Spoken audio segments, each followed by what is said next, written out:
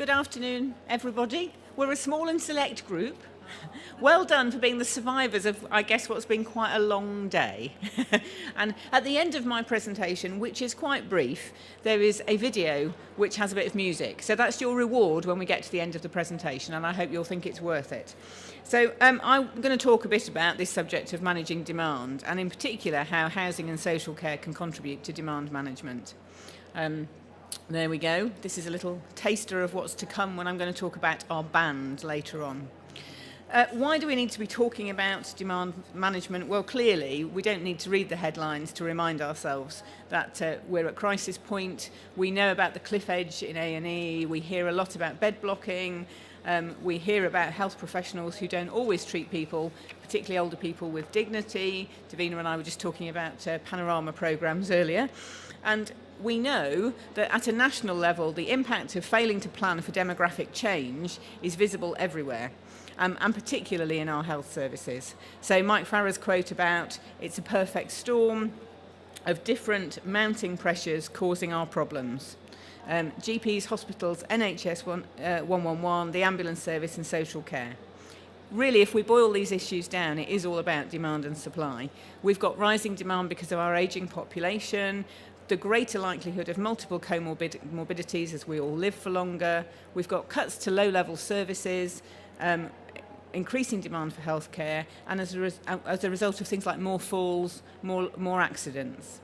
We've also got shrinking supply. So we've got budget cuts, we've got the shrinking labour market as the number of younger people doesn't keep pace with the number of older people. So we have got the perfect storm that's talked about. Lots of graphs around. I thought I'd use this one. This is about the number of people over 100 in the UK. One of the best bits of my job as the Chief Exec of Anchor is sending birthday cards, flowers, chocolates, wine, all sorts of things to people who hit their 100th birthday or beyond. In Anchor, I reckon I send 4 cards a week to people over 100. And good news, more men than there used to be. They used to all be to ladies. Well done, the men are catching up. Probably about 1 in 4 of the cards. I signed a card yesterday for a lady who will be 109 next week. She lives in sheltered housing in the northeast, and she has no formal care provided to her at all. She lives independently in sheltered housing at 109. So that's the one I'm going to aim for. I've got a few years left to go. So what we see when we look at this amazing chart is the issues are going to become more intense for us. The graph shows, these are the government's projections, this isn't me making up numbers, for the number of 100-year-olds we'll have going forward. And look at the speed of that graph. So in England, we'll see a 51% rise in those aged 65 and over, and a 101% increase in those aged 85 and over between 2010 and 2030. So a much smaller time period than we're looking at on that graph. Maintaining the status quo for health and social care services in the light of those projections just isn't an option. We've got to do something, but it doesn't have to be like this. We talk a lot in public services about demand management, and it can be a really helpful way of thinking about social care. There's a huge amount of rhetoric talked about prevention, but funding services which prevent crises, in reality, are being cut. So housing related to support, just like my 109-year-old lady in sheltered housing, is really valuable for people. If we think in terms of demand management, the absurdity of the current approach is quite clear. If you think about one example, something that's been in the press a lot recently in relation to older people is loneliness, the issue of people being alone and lonely.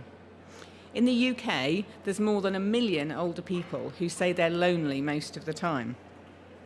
For more than half of older people, this is people over 65, the television is their main source of company. Now, that's distressing on a human level, but it has an impact as well in terms of the services that people could benefit from and the impact on our health and social care services. There's growing recognition of the impact of loneliness. It impacts on people's mental and physical health, and there's recent research that suggests that the impact on mortality is the same as smoking 15 cigarettes a day. So with this strong and growing evidence of the clear link between loneliness and poor mental and physical health, councils and housing associations, and one of the things that Anchor is a housing association, are increasingly recognising that if we tackle social isolation, it's not just good for the individuals affected, but it can have a positive impact on public finances. The introduction of a loneliness measure in the Adult Social Care Outcomes Framework in November was an important step forward. Initially, the indicator is focused on social care users and their carers, but we hope, and the Department of Health does recognise, that all parts of the health and social care system have a role to play in preventing and reducing social isolation and loneliness in the broader population. The Department of Health is therefore looking to develop a measure for the wider population with a view to including it in future outcomes frameworks. This is a good step forward and something that we strongly support, pointing to a growing recognition that addressing loneliness could help manage demand for public services. Tackling loneliness, though, is just one of the things. It's just one example. I'd like to introduce you to some real people. So here's some tenants from a sheltered housing scheme called Martham Court, which is in Hertfordshire. They're among 350 people across England who live in Anchor services and have made up the Anchor Community Band. We created a band for a number of reasons. Among them were the fact that we wanted to demonstrate that older people in retirement housing and care homes still have something to contribute. Our strapline in Anchor is that we provide happy living for the years ahead, and those aren't empty words. We want to show just how much fun people can have in retirement housing or a care home, despite sometimes living with some real challenges. We're also, through the band, fundraising for a charity called Contact the Elderly, which addresses loneliness amongst older people living in their own homes. We recognise that care homes and sheltered housing have an image problem that must be challenged. I'm also pleased that we're involved in an initiative called the National Care Home Open Day, and next Friday, which is the 21st of June, the longest day of the year, is National Care Home Open Day. Care homes all over the country, including all of our Anchor homes and other providers too, have committed to open their care homes. Of course, care homes are always open to visitors, but to particularly welcome people in, have all kinds of events, so that local communities can come and see what's happening in the care homes in their patch. The benefits of having specialist retirement housing and low-level facilities to individuals in the public purse have been demonstrated and confirmed in a number of research reports. These include the fact that those in retirement housing are less likely to enter a care home, have a fall, or have an overnight stay in hospital than those living on their own in the community. About a quarter of the people who enter extra care housing with social care needs or who develop additional social care needs while in extra care later go on to experience an improvement in their health. For example, moving from a high-intensity social care package to a low-intensity package. This highlights the efficacy of extra care in supporting people with a diverse range of support needs, and it can represent substantial savings in social care budgets. Retirement housing contributes to a more positive quality of life for residents and their families. A survey found that 92% of residents in owner-occupied retirement housing were very happy and contented, and the great majority would recommend the accommodation to others. On moving into retirement housing, most people free up substantial family homes, with 2/3 moving from homes with 3 or more bedrooms, boosting supply in the local housing market. Funding for these high-impact, low-cost services, such as the housing-related support provided in retirement housing, saves public money. A report by Capgemini a few years ago showed that the £1.6 billion spend each year on supporting people, a government funding programme in housing, saved the Exchequer £3.4 billion. Put another way, for every £1 spent on the supporting people money, the programme across England saved £2.11, a pretty good return, and definitely better than putting your money in the bank these days. I'd like to introduce you to a member of our band. This is a gentleman called Vlad. He's happy for me to talk about him, and he lives in an Anchor care home in Newcastle. Like most of the people living in our care homes, Vlad's living with dementia, and we're supporting him through his dementia journey. When we asked people if they'd like to contribute to the band, we discovered all kinds of skills and talents, some of them people hadn't used for quite a long time. And you can see that Vlad became the fiddle player in the band. We're finding that the care funding crisis means that local authorities are increasingly only able to step in with funding when care needs for people are extremely high. We know that this is resulting in people being less likely to move into care homes, and those of us providing care homes, I'm sure, will be struggling with the occupancy figures and have more empty rooms than we've traditionally had. That means that more people are at home on their own, and some of them are more likely to have a fall or another issue which might cause them to end up in hospital, an impact on their quality of life and also an additional cost for the state. We've talked forever about integration. We've particularly talked about health and social care integration, but we need to talk about housing as part of that dynamic too, and I'm pleased that that has started to happen in some of the debates that have been happening recently. Various parts of the health service aren't yet fully integrated with each other, so it's really challenging to also get social care and housing integrated, but we have to keep trying. One of the things we've been pushing for in Anchor is a minister with responsibility for older people's issues, appointed at a senior level, at cabinet level, and accountable for joined-up strategy for the ageing population. 137,000 people signed our petition last year, which went under the catchy and deliberate title of Grey Pride, to call for a minister to join these issues up. Issues affecting older people come from the Department of Health, Department for Work and Pensions, housing issues in communities and local government, the Treasury, working issues. Every department has issues that affect and impact on older people. And joining those policy issues up could have a fantastic impact and save money. The message does seem to be hitting home, and the recent report from the Health Select Committee and the Lords Select Committee on Public Service and Demographic Change continued to urge for a more integrated approach. In effect, both reports are arguing for better demand management, better cross-departmental integration, and spending on services which prevent people from needing to enter the health service. The Labour Party in opposition have appointed a shadow minister for older people to attend shadow cabinet, and that followed our campaign. And we're pleased to hear some radical suggestions about integrating health and social care coming forward. In the Welsh Assembly, the Conservative Party have appointed a shadow minister for older people too to address these issues. So we will keep banging on about it in the hope of some progress.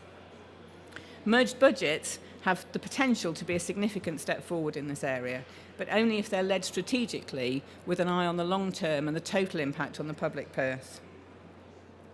The earlier graph that I showed you of centenarians shows that we're at a pivotal moment. That graph is just about to take off. Retirement housing, with appropriately supported social care available to people, has the potential to transform people's lives. Among other benefits, it frees up mainstream housing for younger families eager to get on the property ladder, whether that's through buying their own property, through private rent or through social rent.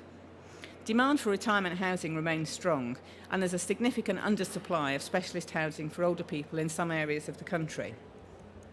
Planning and regulatory issues can make it disproportionately difficult to develop such housing. Until now, councils' examinations of older people's housing needs have been limited in scope, often failing to plan for older people's housing needs. This has meant that 2/3 of planning applications for new retirement housing schemes are refused the first time around, according to research by the University of Reading, because of a lack of understanding of the need for such developments and the merits of this form of housing. Extra care developments are also subject to an increasingly costly regulatory regime, which makes it more difficult for specialist housing to stack up financially than mainstream housing. If you couple that with the extra costs of regularly having to go through a planning appeal process and the risk of losing that process in order to develop in the first place, it's clear that developing older people's housing can be an uphill battle. As I said, we know the demand is strong. We've just started building a retirement village near Southampton in a place called Bishopstoke.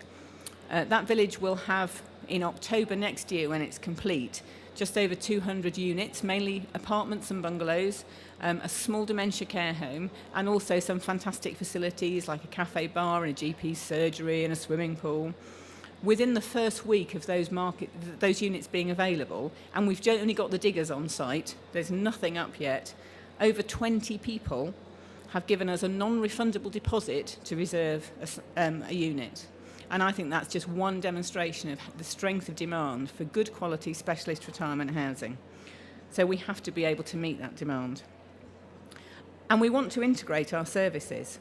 we want to make sure that people living in good quality retirement housing also get the social care that they need. So it's important that we break through the barriers between housing, health and social care and focus on the needs of the individuals who are using those services.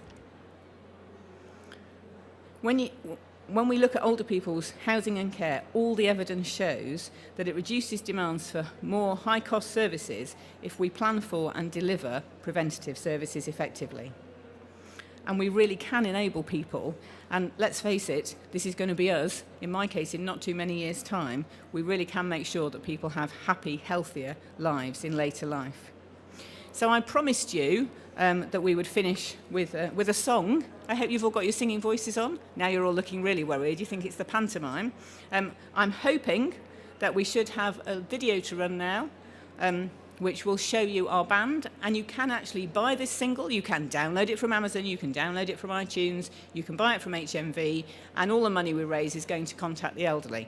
So I hope you'll enjoy it. The words were written by the people who live in Anchor Services. The music was written by my head of communications, who's a talented chap, and everybody's had a huge amount of fun producing it, and I think we've raised the profile of happiness in later life.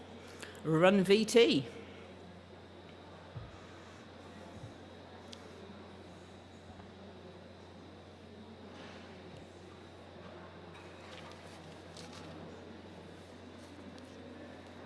Please listen to the words of this song. Please do all you can to support it, tell your friends, share it, post it online.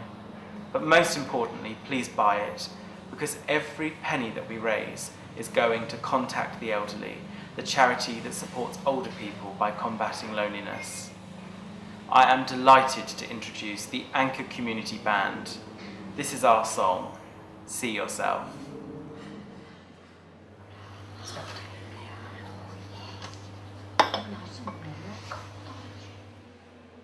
When you look into my eyes, what do you see?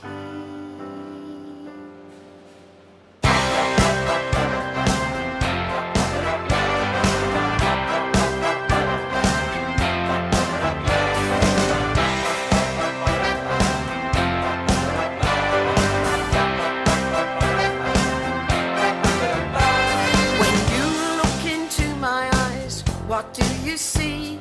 A million different memories and so much more to be. I have lived, survived it all. Yes, I'm still here. I've made my own history. I have no fear. Take a closer look at me. I am more than what you see. See yourself in every step of my story. I am you, you are me. It's one journey. See yourself in every step and make your history. For me, this song relates to me in a sense, because there's so many things that you don't pass on. It would do you good to go and buy it now. Don't wait till you're 80 plus. There's more to come, but I'm not done. Just like you. Take a closer look at me. I am more than what you see. See yourself in every step of my story. I am you, you are me. It's one journey. See yourself in every step and make your history. We've always known that Anchor has lots of very talented and very gifted customers and staff, so it's a real opportunity to showcase some of that talent. We've asked Anchor customers up and down the country to tell us about their experiences of being older in society. Those responses are shaping the lyrics. Do the best you can be who you are. Live honestly. When a life gets tough and things go wrong, this too shall pass. Life's a gift, live it well. Just be glad. Take a closer look at me. I am more than what you see. See yourself in every step of my story. I am you, you are me. It's one journey. See yourself in every step. Let's make it so. See yourself. See yourself.